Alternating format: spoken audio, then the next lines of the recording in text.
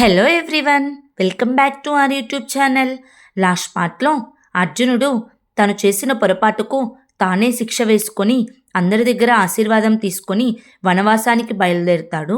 ఆ తర్వాత ఏం జరిగిందో ఇప్పుడు తెలుసుకుందాం.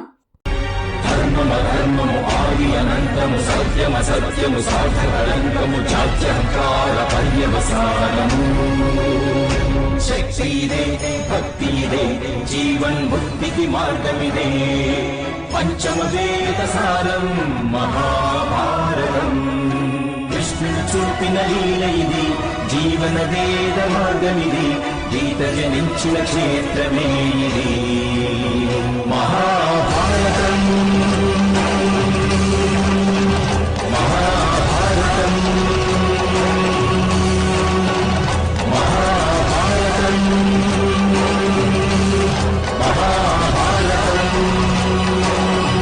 ఆ తరువాత హస్తినాపురంలో శకుని పెద్ద పెద్దగా నవ్వుకుంటూ రంగులు చల్లుతూ ఉంటాడు. అదే సమయంలో దుర్యోధనుడు, దుశ్శాసనుడు అక్కడికి వస్తారు. దుర్యోధనుడు, మావయ్య, మీ ఆనందానికి కారణమేమిటో నేను తెలుసుకోవచ్చా? నాగరాజు తక్షకుడు ఆ పాండవుల చేతిలో ఓడిపోయాడు. గోవులన్నీ ఇంద్రప్రస్థానికి వెళ్ళాయి. వారి నగర పూజ కూడా పూర్తయిపోయింది. త్వరలోనే వారు రాజసూ యజ్ఞం కూడా చేస్తారు. ఈ విషయానికే మీరు పండగ చేసుకుంటున్నారా మావయ్య అని అడుగుతాడు. వెంటనే దుశ్శాసనుడు కూడా, ఇదేనా మావయ్య మీ రాజనీతి ఎక్కడికి పోయింది అని అంటాడు. అప్పుడు శకుని, ఫలించింది మేనల్లుడా, ఈసారి కూడా నా రాజనీతి ఫలించింది. నాగరాజు తక్షకుడు ఓడిపోయాడు, కానీ విజయం మనల్నే వరించింది. అర్జునుడు తన తపస్సు పూర్తి చేసుకుని తిరిగి వచ్చేంత వరకు ఆ పాండవులు రాజసూ యజ్ఞాన్ని చేయలేరు మేనల్లుడా. ఆ రాజసూ యజ్ఞం వారిని చేయకుండా మనకు ఆపేసే అవకాశం దక్కింది మేనల్లుడా అని నవ్వుతాడు. వెంటనే దుర్యోధనుడు, కానీ మనం వారి మహాయజ్ఞాన్ని ఎలా ఆపగలం మావయ్య అని అడుగుతాడు. అప్పుడు శకుని, విను, ఈ సమస్త ఆర్యావర్తనంలో ఇద్దరు శక్తివంతులు ఉన్నారు. ద్వారకలోని యాదవులు, మగధలోని జరాసంధుడు. పాండవుల యొక్క బలం యాదవులే, ఎందుకంటే వారి వెనక శ్రీకృష్ణుడు ఉన్నారు. ఒకవేళ యాదవుల సహాయం మనకు లభించినట్లయితే ఆ పాండవులు ఎప్పటికీ రాజసూ యజ్ఞాన్ని చేయలేరు. ఇక జరాసంధుడు అధర్మపరుడు. పాండవులు ఎప్పటికీ ఆ జరాసంధుడితో సంధి చేసుకోలేరు మేనల్లుడా అని నవ్వుతాడు. అప్పుడు దుర్యోధనుడు, కానీ మామయ్య, మనకందిన సమాచారం ప్రకారం అర్జునుడు మణిపుర రాకుమారి చిత్రాంగదను వివాహం చేసుకున్నాడు. ఆ తర్వాత నాగరాజు కౌరవ్యుని కూతురు ఉల్లూచిని కూడా వివాహం చేసుకున్నాడు. ఇప్పుడు అర్జునుడు వివాహాలు చేసుకుంటూ తన శక్తిని పెంచుకుంటున్నాడు మావయ్య అని అంటాడు. వెంటనే శకుని, నీవు ఆ విషయం గురించి భయపడకు మేనల్లుడా. నాగరాజు కౌరవ్యుడు మణిపుర రాజు సహాయంతో ఇంద్రప్రస్థం బలమైన రాజ్యంగా మారలేదు మేనల్లుడా. వారికున్న సామర్థ్యం అంతా ఆ యాదవులే. ఆ యాదవుల వల్లే వారికి శక్తి చేకూరుతుంది అని అంటాడు. అప్పుడు దుర్యోధనుడు, మరి యాదవులు మన పక్షాన చేరరు కదా మావయ్య అని అంటాడు. వెంటనే శకుని, చేరుతారు మేనల్లుడా. ఆ యాదవులకు నాయకుడు శ్రీకృష్ణుడే. కానీ శ్రీకృష్ణుడు తన అన్న బలరాముడు చెప్పిన మాటను దాటలేడు. కనుక మనమిప్పుడు బలరాముడితో సంబంధం పెంచుకోవాలి. మనము త్వరలోనే ద్వారకా నగరానికి వెళ్ళాలి. ద్వారకా నగరం వెళ్ళిన తర్వాత నీవు బలరాముడి దగ్గర శిష్యుడిగా చేరాలి. బలరాముడి దగ్గర గదాయుద్ధ శిక్షణ తీసుకొని ప్రియ శిష్యుడిగా మారాలి. ఆ బలరామునికి ఇష్టమైన చెల్లెలు సుభద్రతో నీ వివాహం జరగాలి. ఆ సమయంలో అర్జునుడు ఈ ఆర్యావర్తనంలో ఉన్న అన్ని అడవుల్లో తపస్సు చేసుకుంటూ తిరుగుతూ ఉంటాడు మేనల్లుడా అని నవ్వుకుంటారు. ఆ తర్వాత ద్రౌపది ఒక పూలవనంలో నుంచొని బాణం వేయడం నేర్చుకుంటూ ఉంటుంది. అదే సమయంలో వాసుదేవుడు అక్కడికి వచ్చి, మంత్రాలు వల్లిస్తే బాణం వేయలేము, మనశ్శక్తితో బాణం వేయగలం సఖి. ముందు నీ మనస్సును ప్రశాంతంగా స్థిరంగా ఉంచుకో సఖి అని అంటాడు. అప్పుడు ద్రౌపది బాధపడుతూ, నా మనస్సును స్థిరంగా ఎలా ఉంచుకోగలను గోవిందా? వారు ఒంటరిగా తపస్సు చేయడానికి వెళ్ళారు. వారి వెంట సేవకులు లేరు, సైనికులు లేరు. వారి చరణాలకు పాదుకలు కూడా లేవు. వారు ఇంత కఠినమైన తపస్సు చేస్తుంటే వారి సౌకర్యాల గురించి ఆలోచించకుండా ఎలా ఉండగలను గోవిందా? నేను చాలా దిగులుతో ఉన్నాను అని అంటుంది. అప్పుడు వాసుదేవుడు, నీవు అర్జునుడి గురించి దిగులు పడడంలో ఆశ్చర్యమేమీ లేదు సఖి అని అంటాడు. అప్పుడు ద్రౌపది, నిజానికి నేను ఎప్పుడు అర్జునుడి గురించి ఆలోచించే సమయంలోనైనా నా మనస్సు నాకు పదే పదే చెప్తుంది, నేను నా మిగిలిన భర్తలకు అన్యాయం చేస్తున్నానని, నేను నా సంకల్ప బలాన్ని కోల్పోతున్నాననిపిస్తుంది గోవిందా అని అంటుంది. అప్పుడు వాసుదేవుడు, కఠినమైన సమస్య వచ్చింది ద్రౌపది. ఒకవేళ గాంధీవం కోసం నీ మందిరంలోకి సహదేవుడు కానీ, భీముడు కానీ, నకులుడు కానీ వచ్చి ఉన్నట్లయితే వారు రాజ్యాన్ని అని అనబోతూ ఉండగా, ద్రౌపది, నువ్వు ఏం మాట్లాడుతున్నావు గోవిందా, వారు కూడా రాజ్యాన్ని త్యజించవలసి వచ్చేది కదా, కుటుంబంలో ఎవరితో ఎడబాటు వచ్చినా సరే నేను తట్టుకోలేను గోవిందా అని అంటుంది. అప్పుడు వాసుదేవుడు, ఎడబాటు అనే పదానికి రెండర్థాలున్నాయి సఖి.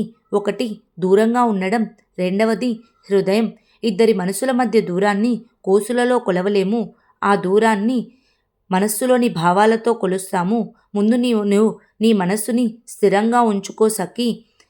నీవు ఎవరికీ ఎటువంటి అన్యాయము చేయడం లేదు. నీ హృదయంలో పంచపాండవుల పట్ల సమానమైన ప్రేమ ఉంది. అర్జునుడు తపస్సు చేయడం వల్ల పొందే లాభం కేవలం అర్జునుడికే దక్కదు, సమస్త కురువంశానికి దక్కుతుంది. ముందు నీవు ధైర్యంగా ఉండాలి సఖి. నీవు ఒక విషయం గుర్తుపెట్టుకో, కాలం మనిషి వేసే మార్గంలో నడవదని, మనిషే కాలం చూపే మార్గంలో నడవాలని. దీనినే విధివ్రత అంటారు అని అంటాడు. వెంటనే ద్రౌపది, అంటే వారికేమైనా ఆపద కలుగుతుందా గోవిందా అని అడుగుతుంది. అప్పుడు వాసుదేవుడు, ఆ విషయం నాకెలా తెలుస్తుంది సఖి అని అంటాడు. కానీ నేను ఒక్క విషయం చెప్పగలను, అర్జునుడికి ఎటువంటి ఆపద వచ్చినా సరే దాన్ని అవకాశంగా మార్చుకుంటాడు. కనుక నీవు అర్జునుడి గురించి ఇంతలా బాధపడవలసిన అవసరం లేదు. ముందు నీవు ధైర్యంగా ఉండి నీ మనస్సును స్థిరంగా ఉంచుకో సఖి అని అంటాడు. అప్పుడు ద్రౌపది, ఈ పరిస్థితుల్లో నేను మనస్సును స్థిరంగా ఎలా ఉంచుకోగలను గోవిందా, ధైర్యంగా ఎలా ఉండగలను అని అంటుంది. అప్పుడు వాసుదేవుడు, ముందు నీ మనస్సుకి నీవు నమ్మకం కలిగించు. నీ కుటుంబ సభ్యుల్లో ఎవరైనా సరే ఎక్కడికి ప్రయాణమై వెళ్ళినప్పుడైనా నీవు వారు ఎల్లప్పుడూ నీ చెంతనే ఉన్నారని, నీ హృదయంలో ఉన్నారని నువ్వు నీ మనస్సుని స్థిరంగా ఉంచుకొని ఆలోచించు. అర్జునుడు నీకు తప్పకుండా కనిపిస్తాడు సఖి అని చెప్తాడు. వాసుదేవుని మాటలు విన్న ద్రౌపది ధైర్యం తెచ్చుకొని మనస్సును స్థిరంగా ఉంచుకొని కళ్ళు మూసుకొని అర్జునుని తలుచుకొని తన బాణాన్ని వేస్తుంది. ఆ తరువాత సోమనాథ ఆలయం దగ్గరకు అర్జునుడు చేరుకుంటాడు. సోమనాథ ఆలయాన్ని చూస్తూ, మాధవ, నీవు నన్ను సోమనాథ ఆలయంలో తపస్సు చేయమని ఆదేశించావు కదా, అందుకని ఇక్కడికి వచ్చానని చెప్పి ఆలయం లోపలికి వెళ్ళి శివుని దర్శించుకొని అక్కడ కూర్చొని తపస్సు చేస్తూ ఉంటాడు. అర్జునుడు తపస్సు చేస్తున్న సమయంలో దుర్యోధన రాకుమారా అని వినిపిస్తుంది. అదే సమయంలో బలరాముడు దుర్యోధనుడితో, దుర్యోధన రాకుమారా, నేను చెప్పిన ప్రదేశం ఇదే. ఈ ప్రదేశంలోనే పరమేశ్వరుడు చంద్రునికి శాప విమోచనం కలిగించారు. అప్పటి నుండి చంద్రవంశీయులందరూ సోమనాథుణ్ణి తమ ఆరాధ్య దైవంగా పూజిస్తున్నారు. ద్వారకలో ఏడాది పొడవునా సోమనాథుడికి ఉత్సవాలు జరుగుతూ ఉంటాయి అని చెప్తాడు. ఆ తరువాత బలరాముడు దుర్యోధనుని తీసుకొని సోమనాథుని ఆలయం లోపలికి వెళ్తాడు. అదే సమయంలో వాసుదేవుడు శకునిని తీసుకొని వస్తూ, పదండి శకుని మామయ్య, శివుని పూజ ముందుగా మీ చేతులతోనే ప్రారంభించాలి అని అంటాడు. అప్పుడు శకుని, పరాచకాలు ఎందుకులే వాసుదేవా, ఆకాశపు అంచులని కేవలం గరుత్మంతుడే తాకగలడు, సామాన్యమైన గద్దలు కాదు. ఇక నా పేరు మా తండ్రి సుబల మహారాజు శకుని, అంటే గద్ద అని పేరు పెట్టారు. ముందుగా మీరుండగా నేను శివపూజను ఎలా ప్రారంభించగలను వాసుదేవా అని అంటాడు.